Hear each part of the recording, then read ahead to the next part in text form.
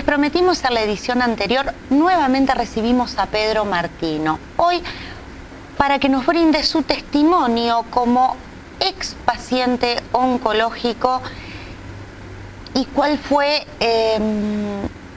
su manera de sobrellevar esta terrible enfermedad. ¿Qué tal? ¿Cómo estás? ¿Cómo te va? Encantado que me tengas acá. Bueno, realmente un placer recibirte nuevamente en el programa y bueno, como quedamos en la edición anterior, es importante que tú, como líder del Intron, esta asociación que apoya tanto a los pacientes como a los cuidadores de personas que tienen problemas oncológicos, que tú nos brindes el testimonio como paciente, en realidad, y cuál fue tu vivencia. Para contar un poquitito cómo llegamos acá y cuál es mi historia.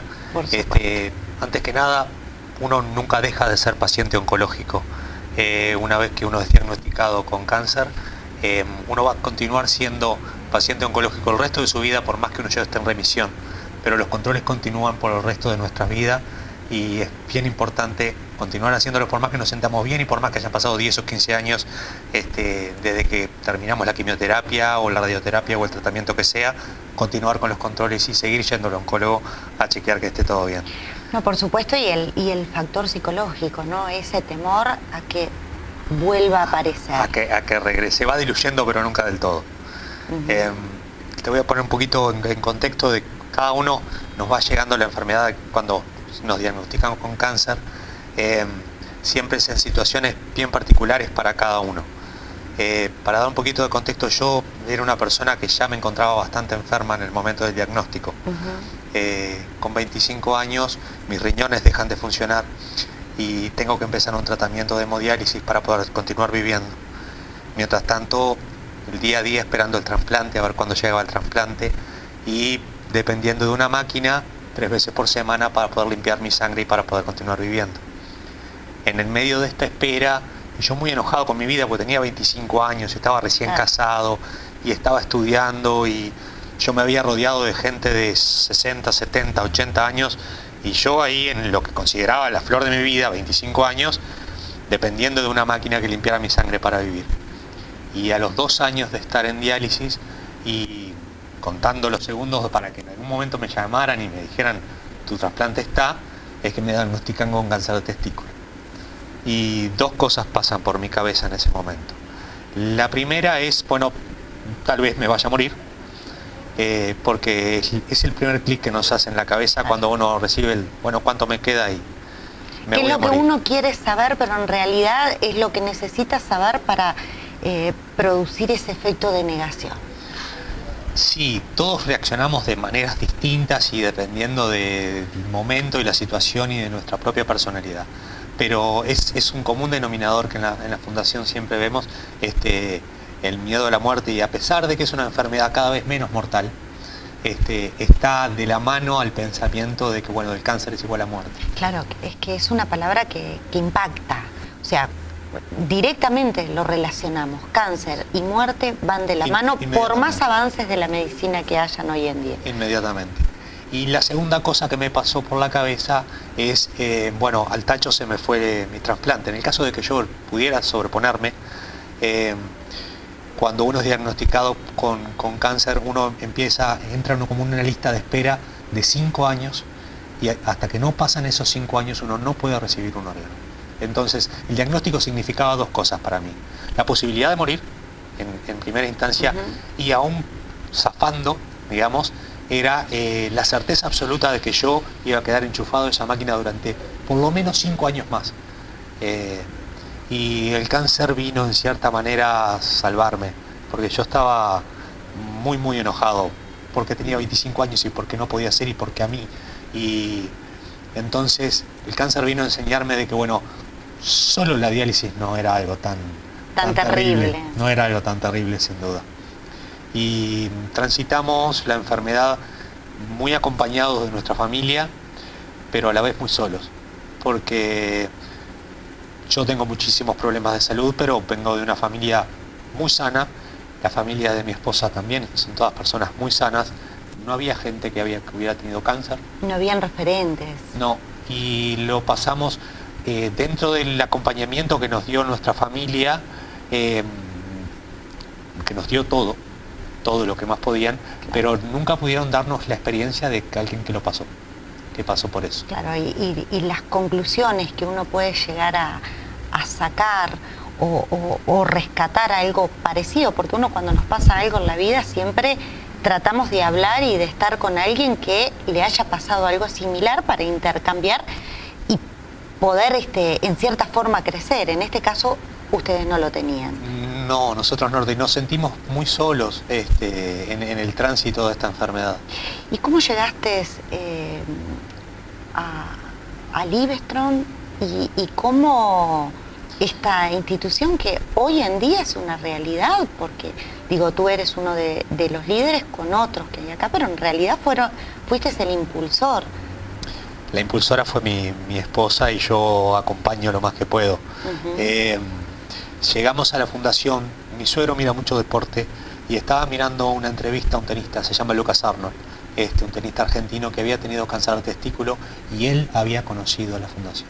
Entonces empezamos a buscar videos en YouTube y nos dimos cuenta que nosotros habíamos manejado el tema del cáncer y el diagnóstico y todo el tránsito de la misma manera que se manejaba en la fundación y con la misma filosofía. Y nos pareció que algo que estaba institucionalizado y que era de tanta importancia y que a nosotros nos había ayudado a sobrellevar la enfermedad, lo teníamos que traer para acá, pero estaba en inglés. Y un amigo mío fue diagnosticado con cáncer de pulmón y no pude hacerle llegar los videos que yo había visto en YouTube y todas las enseñanzas que nos iba trayendo la fundación. Y bueno, nada, y empezamos a tratar de contactarnos y a tratar de traer algo que ya estaba armado, estaba muy bien armado en los Estados Unidos, traerlo para acá en algo que nos parecía que hacía falta, un hueco que no estaba lleno en la sociedad y que muchas personas podían beneficiarse de eso. Por supuesto que sí. Bueno, ¿qué le dirías tú para cerrar este segmento a un paciente que está transitando por esta enfermedad? En primera instancia va a ser lo más difícil que le va a tocar en la vida, pero que sin duda se sale. Y si bien yo tuve que enfrentar en ese momento un montón de interrogantes y un montón de cosas, los 5 años del periodo de espera del trasplante pasaron. A los 5 años y 3 minutos me llamaron por el celular y me dijeron que mi riñón estaba. Uh-huh. Yo ahora hace 4 años que estoy trasplantado, más de 8 en remisión. Tengo una vida lo más normal que puedo. Terminé mi carrera, trabajo, estoy felizmente casado y la vida continúa. Y bueno, y son cosas que nos va poniendo la vida enfrente, pero que se sale, que hay que seguir para adelante. Mientras hay vida y esperanza. Por supuesto que sí. Muchísimas gracias. Gracias a ti.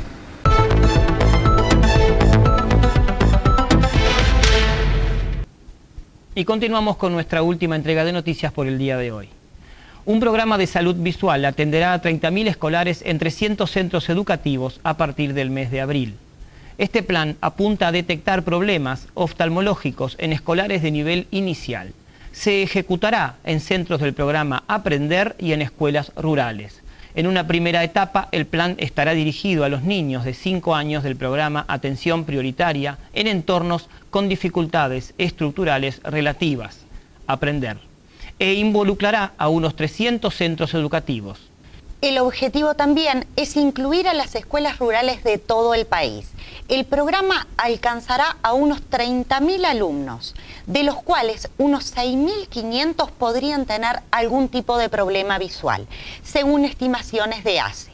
La iniciativa toma como punto de partida la exitosa experiencia del Plan de Salud Bucal, proyectando además para este 2018 ejecutar un programa de similares características para detectar posibles dificultades auditivas. Esto tiene que ver con el seguimiento de los alumnos, tanto de los aprendizajes como de su integridad. Hay que tener en cuenta que un alumno que no ve, que no oye, tiene mermados sus logros de aprendizaje.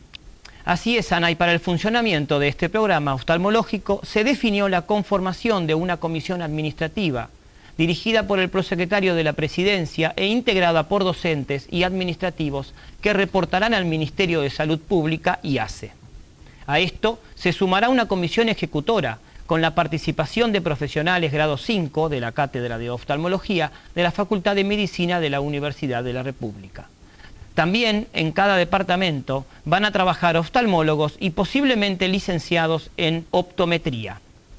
Esta fue nuestra entrega de noticias por el día de hoy. Muchas gracias y hasta la próxima semana. Un placer, Acar, haber compartido este espacio contigo. Y ahora sí, se nos terminó el programa. Nos vamos, no sin antes agradecerles su preferencia y compañía. Agradecer a Liber Luna, que cuida y mantiene mi cabello sano y saludable. A Clínica Dermager, que cuida mi imagen y mi estética. Y a ustedes, por supuesto, por semana a semana, abrirnos las puertas de su casa. Recuerde, su salud es lo más importante. Su cita aquí, todas las semanas, a través de la pantalla de nuestro canal.